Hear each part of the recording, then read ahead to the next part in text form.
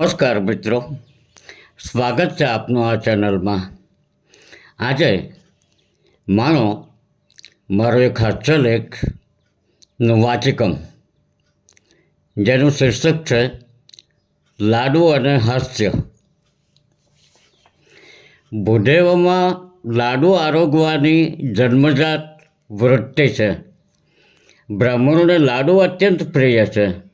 અમારે એક કાકા બ્રાહ્મણોને લાડુ ભાવે એ વાત પ્રમાણિત કરવા સુભાષિત કહેતા: નમસ્કાર પ્રિય ભાનુ, અલંકાર પ્રિય વિષ્ણુ, જલધારા શિવપ્રિય, બ્રાહ્મણા મોદક પ્રિય. બાળપણમાં તો બહુ સમજાયેલું નહીં, પણ મોટા થયા પછી જ્ઞાતિ ભોજનમાં 5, 7 કે 10 લાડુ આરોગતા મિત્રોને જોયા પછી કાકાની વાત સાચી લાગેલી. ગોળ, ઘી, લોટના મિશ્રણથી તૈયાર થયેલ ખસખસ ભભરાવેલ ગોળાકાર લાડુ જોઈ મોંમાં પાણી ન આવે એ બ્રાહ્મણ ન કહેવાય. પહેલાંના સમયમાં 20-25 કિલોમીટર ચાલીને યજમાનને ત્યાં જઈ 8-10 લાડુ અને અન્ય વ્યંજનો જમ્યા પછી તૃપ્તિનો ઓડકાર ખાતા પ્રસન્નચિત્ત બ્રાહ્મણોને જોયા છે. લાડુ માટે બની શકે એ બધા પેતરા, કાવા દાવા અને ષડયંત્રો પણ ભૂદેવો કરતા. કેમ ન કરે? પૃથ્વી પરની સર્વશ્રેષ્ઠ વાનગી લાડુ પર બ્રાહ્મણ માત્રનો વિશેષ અધિકાર. બ્રાહ્મણોના ઈષ્ટદેવ મહાદેવ. મહાદેવને લાડુ પ્રિય. એમના પુત્ર ગણેશને લાડુ ભાવે. આથી બ્રાહ્મણોને લાડુ પ્રિય હશે, આ અમારું અનુમાન છે. લાડુ માટે સંગ્રામ અને સંગ્રામમાં લાડુ પ્રિય વીર વિપ્રોએ શહીદી વહોરી હોય એવા દાખલા પણ છે. બ્રાહ્મણોની લાડુ ખાવાની પરંપરા વિસરાય નહીં, માટે હળવદમાં તો કોણ વધારે લાડુ ખાય એની સ્પર્ધા યોજાય છે. લાડુમાં એ કેટલું વૈવિધ્ય! સદાબહાર ઘઉંના લોટના લાડુ, મેદાના લાડુ, મગજના લાડુ, બેસનના લાડુ, મોતીચૂરના લાડુ, ચૂરમું. લાડુ જેટલું વૈવિધ્ય તો ક્યાંય ન મળે. લાડુનું આકર્ષણ આબાલ વૃદ્ધ સૌને સરખું. બાળકોને નદી કે દરિયા કિનારે રમવાનો મોકો મળે ત્યારે સૌ પ્રથમ રેતીના લાડુ બનાવે, પછી ઘર બનાવે.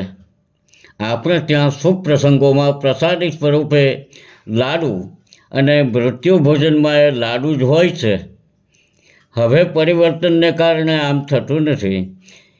એક ભજનમાં પંક્તિ આવે છે: તારા 12માના લાડવા ખવાશે. શુભાશુભ પ્રસંગોમાં સમત્વ લાડુ જ કરી શકે. પૂર્વ પ્રાથમિક શિક્ષણના મૂળાક્ષરો એટલે કક્કો શીખવતી વખતે લખોટીના લને બદલે લાડુનું રાખવામાં આવે તો બાળકોને મજા પડે અને બાળપણથી જ લાડુભિમુખ થાય. એમાં ખોટું શું છે? અભ્યાસક્રમ કરનારાએ વિચારવું જોઈએ. પિતાંબરધારી શિખા ફરકાવતા ભૂદેવો પંગતમાં બેસે, શ્લોકો બોલાય, યુવાનો પીરસવાનું શરૂ કરે. થોડી વારમાં નમઃ પાર્વતી પતય હર જયકાર થાય અને લાડુ પર તૂટી પડે. 10-12 લાડુ પેટમાં પધરાવી પછી ઊંચું જોઈ કે હવે ભાત લાવો, દાળ અને શાક પણ પીરસો. લાડુ જમતા બ્રાહ્મણો અને આગ્રહપૂર્વક પીરસાવતા યજમાનો હજુ વિસરાતા નથી. હવે તો આ દ્રશ્ય દુર્લભ છે. લાડુના જમણની ઉત્સુકતા ત્યારે હર કોઈમાં જણાતી, પણ બ્રાહ્મણોમાં વિશેષ. કોઈકે ભૂદેવને પૂછ્યું, જમી લીધું? ના. ઉપવાસ હશે? ના, આવતીકાલે જમવા જવાનું છે.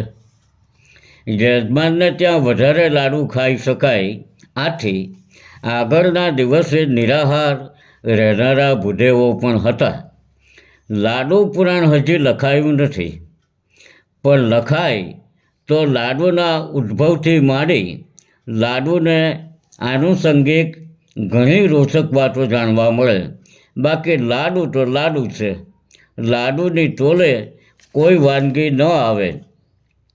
અહીંયા લાડુ પુરાણ રચવાનો કોઈ ઉપક્રમ નથી, પણ લાડુની તરફદારી કરનારા બ્રાહ્મણોમાં યજમાન વૃત્તિ છે, તેમ હાસ્ય વૃત્તિએ જન્મજાત છે.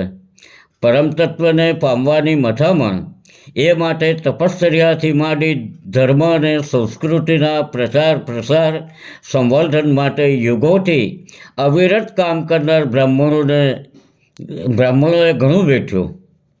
એ પીડામાંથી તો હાસ્ય નહીં નીપજ્યું હોય. એમ કહેવાય છે કે જેમનું જીવન કઠણ હોય એ હસમુખા હોય છે. આથી બ્રાહ્મણો હાસ્યકાર છે. આમ તો રમૂજ વૃત્તિ ઓછે કે વચ્ચે અંશે પ્રત્યેક મનુષ્યમાં હોય જ. જીવનમાં હાસ્યના મહત્ત્વ માટે ઘણું લખાયું છે, લખાતું રહે છે. માનસિક તણાવ દૂર કરવાનું ઉત્તમ ટોનિક હાસ્ય છે. હવે તો આપણે ત્યાં ઘણા શહેરોમાં લાફિંગ ક્લબ ચાલે છે. હાસ્ય દરબાર ડાયરામાં હસાવનાર કલાકારોની ભારે માગ રહી છે. પહેલાંના નાટકો અને ગુજરાતી ફિલ્મોમાં પણ મૂળ વાતની સાથે પ્રહસન કોમિક ચાલતું હતું. વિદૂષક વગરની ભવાઈ કે નાટકની કલ્પનાએ ન થઈ શકે. આદિકાળથી નવરસમાંના એક હાસ્યરસને પ્રાધાન્ય અપાયું છે.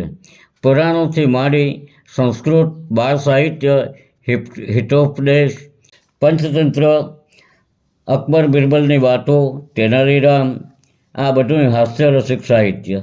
ગુજરાતી સાહિત્યમાં આખ્યાનો, લોકગીતો અને ફટાણામાં પણ પ્રચુર માત્રામાં હાસ્યરસ છે. હાસ્યનો વ્યાપ જગતભરમાં છે. વિદેશોમાં એ Mark Twain, Bernard Shaw, Charlie Chaplin જેવા કલાકારો થઈ ગયા. સૌને હસવાનું તો ગમે જ છે. હાસ્યરસના પુસ્તકો લખાય છે અને વંચાય છે. હાસ્ય અને લાડુનો અનુબંધ એટલા માટે કે ગુજરાતી સાહિત્યમાં હાસ્યલેખનમાં પ્રેમાનંદ, તે પછી દલપતરામ, નવલરામ પંડ્યા, રમણભાઈ નીલકંઠ જેવા ધુરંધરોએ કલમ ચલાવી છે. ગઈ સદી જ્યોતિન્દ્ર દવેનું હાસ્ય સાહિત્ય ઉત્તમ સાહિત્ય ગણાયું.